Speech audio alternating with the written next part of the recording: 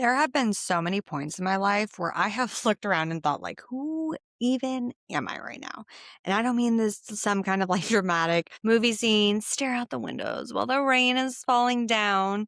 When the rain falls down, like when you're driving those movies, not some kind of dramatic thing like that. I mean, more like in a very real and human way where life just keeps moving and you keep evolving. And one day you look up and you realize the version of you that used to make sense doesn't fully fit anymore. Welcome to the Watch Me podcast. This is a podcast about challenging the stories in your head, breaking mental health stigma, and refusing to stay inside boxes other people put you in so you can become the woman you were always capable of being. I'm Lauren, but you can call me Lo. And today we are going to talk about something I've been personally going through. Like, when I mean going through, I mean like I'm still in the weeds of this conversation. I am halfway through my 30s, and I think at every stage of my life so far, I've lost myself a little bit.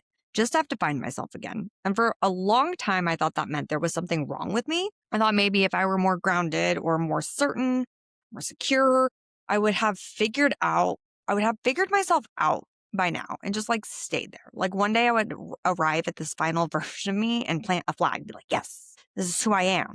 But honestly, that's just not how life worked for me. And I don't think it's how it works for most people. I think what was actually happening is we keep becoming, we keep shedding and healing. We keep remembering. We keep meeting different parts of ourselves in all these different seasons of our life. And sometimes the hardest part is not the change. It's realizing that old part of you, that old definition of you that maybe you even liked. It's too small for the woman you're becoming. And that's a weird kind of grief, isn't it? Like this box you worked so hard and fought so hard to build no longer fits. And that kind of is where I feel like I am right now. Not in huge dramatic collapse kind of way.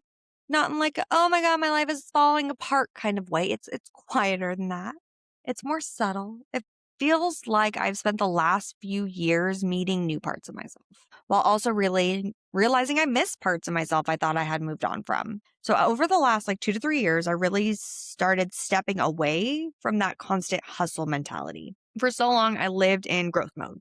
Goals, achievements, push harder, do more, become more, optimize everything. Even the books I read reflected that. Personal development, business, mindset, productivity, leadership, how to grow, how to win, how to master your own life. And that part of me is real. I am ambitious. I do love growth. I do want a really big life. I have a lot of big dreams for myself, and I do want to build things that matter.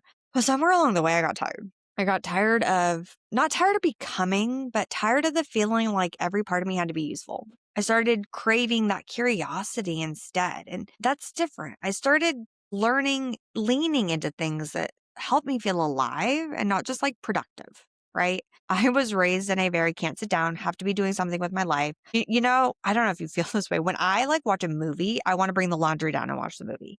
I want to be doing something and watch it. I can't like just rest. But this time I got more into like lately, 2 to 3 years, I've gotten more into the universe and energy and frequency. I talk to the moon.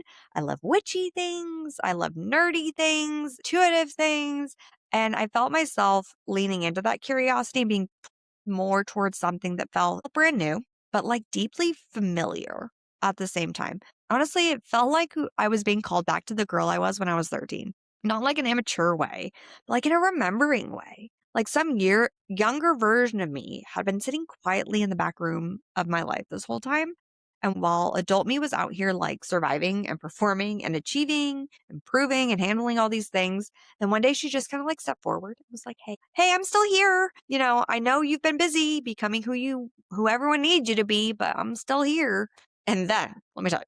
So then, in this past year, fantasy books, romantasy has entered the picture, which honestly feels like the most random and the least random thing that has ever happened in my life, because for years I was such a personal development and business book girl. And that was my lane. That was my identity. And my best friend was she's super into romantasy. She loved it, talked about it, lived in it. And I was kind of on the outside, like, I support you. I love this for you. But dragons really aren't on my vision board right now. And then one day I was really bored and I texted her because that's what best friends do. We learn about each other's likes and dislikes because we can be different. And I wanted to like support her in that. And I said, you got one shot. Give me the best book you have and I will try it. And then she gave me Fourth Wing. And if you are a book girl, you already know how that turned out. Suddenly, I'm reading fantasy again and romantasy. Suddenly, I'm obsessed. I'm reconnecting with this part of myself that loves wonder and imagination and intensity and magic and mythology and longing and yearning and all of it. And so in 2025, after she handed me Fourth Wing, I read 30 books. And this year my goal is 60. And I'm currently reading Throne of Glass. And apparently part of my personality is being in love with shadow daddies, wishing I had a dragon, and fully understanding that my chair, my woman energy on a spiritual level. And yes, that is funny. But what surprised me the most was not that I just liked it. It was how familiar it felt. It didn't feel like I was becoming somebody random. It felt like I just remembered someone. And that's when it hit me. Sometimes what looks like a new version of you is actually an old version finally feeling like it could be let out. And that mattered to me because I think so many of us assumed if we changed, it must mean we were fake before. I really struggled with that.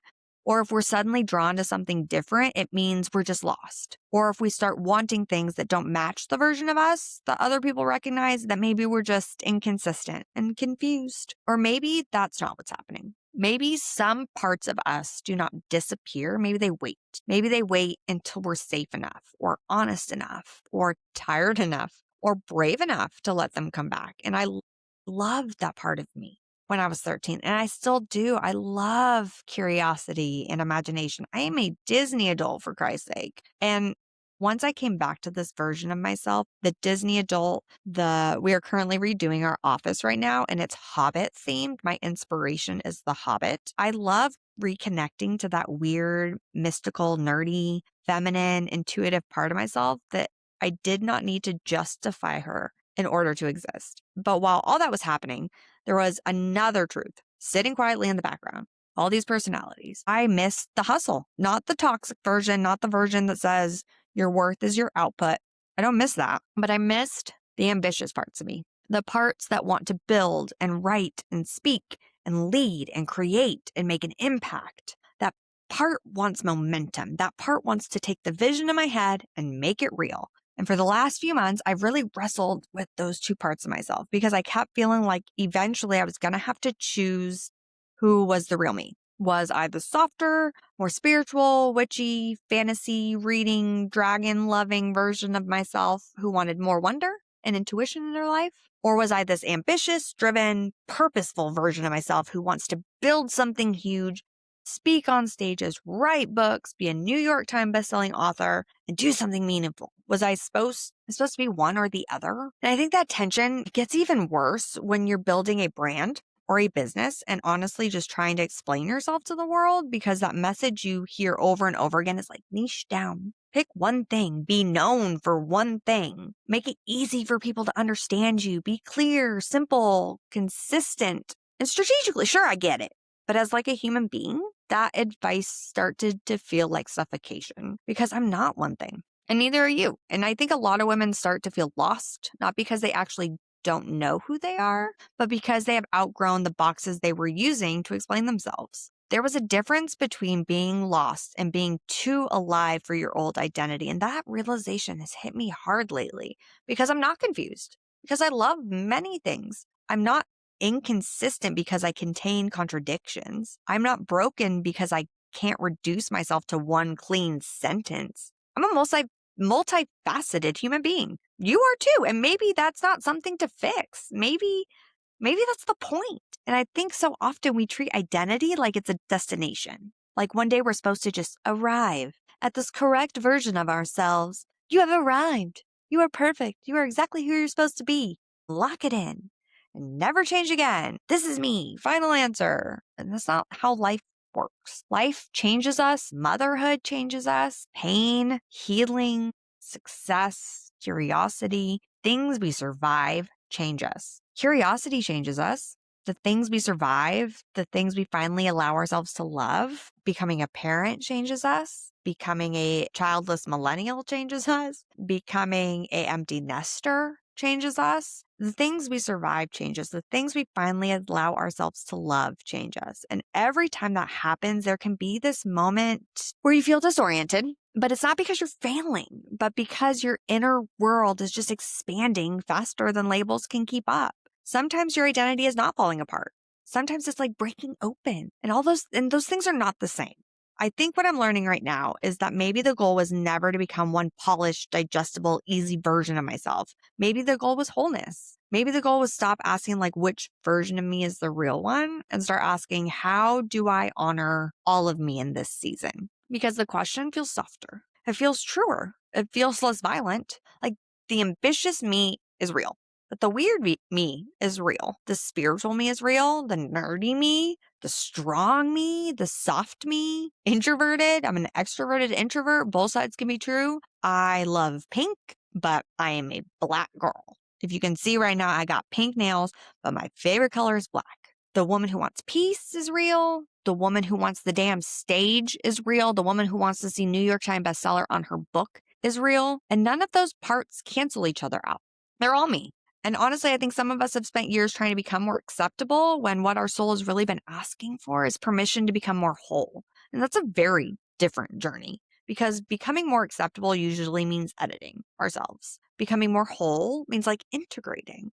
And I think integration is the real work, not erasing one part of yourself to make room for the other, not betraying the softer parts of yourself so you can feel powerful, not abandoning ambition to feel spiritual, not hiding your weirdness so people take you seriously, not shrinking your depth so you can be easier to market. Like integration, letting the whole damn woman exist. You do not need to cut yourself into categories just because other people are more comfortable with labels than depth. That one's been sitting with me for a while because I think many women have been taught to become more digestible versions of themselves, easy to summarize, easy to understand, easy to package up and hand to the world. You know, when they say, especially in business, I did a lot on like your mission statement or your values or what's your why. And people use like one sentence. Like it takes forever to explain it because you have to come up with the one sentence that is your purpose and drives yourself. But real women, we are layered. We are contradictory. We are evolving. We are resilient and fragile and wise and exhausted and powerful and still learning all at the same time. And I really do believe that there is something spiritual about those seasons when you feel yourself shifting. And I don't think the universe always strips things away to punish you. I think sometimes it's to call you back to parts of yourself that get buried under performance, responsibility, proving, pleasing, survival, and trying to be who everyone else thinks you need to be. I think sometimes your frequency shifts before your life does. I think sometimes your soul recognizes what your mind is still trying to make logical. You know, that like intuition where you're like, no, something's not right. I'm being led here. I think sometimes you start craving something new because that part of you is waking up. And when that happens, it can feel messy. It can feel inconvenient, confusing. It can feel like you don't know what to call yourself anymore. And maybe you're not in a rush to label it. Maybe we're not supposed to label it. You know, maybe we're just meant to listen. Maybe this season is just not asking you to define yourself more narrowly. Maybe it's trying to tell you like, find the truth sooner. So I feel lost right now. Maybe you feel lost right now. And I think together we should really sit with like, what if we're actually not lost? What if we're standing in the space between who you've been and who you're brave enough to become? Like, what if that discomfort you feel is not a sign that something is wrong, but a sign that bigger is trying to come online? Like that part of you that feels too weird or too soft, too intense, too spiritual, ambitious, too much. What if that's not the problem? What if the part is the invitation? Maybe the parts of you that don't match are not proof that you're fragmented. Maybe they're proof that you are vast. Maybe that's what I'm learning in this season, that I don't have to choose between wonder and ambition. I don't have to choose between magic and momentum or choose between the woman who talks about frequency and the woman who gets things done. I don't have to choose between the girl who wants a dragon and the woman who wants a legacy. I get to be both. And maybe reinvention is not about becoming somebody else. Maybe reinvention is about meeting yourself more honestly again and again and having the courage to let her belong. Because maybe at every stage in your life, you do lose yourself a little. to find yourself again. Maybe that's not failure. It's just the rhythm of becoming. And maybe the real flex is not figuring out how to be one thing. Maybe the real flex is having the courage to be all of you. And if this episode hit you somewhere deep, I hope you take a second to really sit with what part of you has been asking for permission to come alive again. Not the polished part or the acceptable part, not the easy to explain part, the real part, the weird part, the hungry part, the soft part, the powerful part, the part of you that maybe doesn't fit neatly into one lane anymore. Because you were never meant for one thing. And if you know another woman who's been feeling lost or disconnected or like she has to choose between all the different parts of herself, send this episode to her. Let her know she is not broken, that she is becoming. And if you love this episode, make sure to follow the podcast and leave a review and share it with someone who needs the reminder that all of her gets to belong here. And I'll end like I always will by saying, I love you. I am proud of you. I believe in you. And if you can't believe in yourself yet, I got you. I got you until you do. So now go be your bold ass self and don't forget to leave a 5-star review, share this with a friend, and come hang out with me at Instagram at the Lauren Fritz for more daily mindset.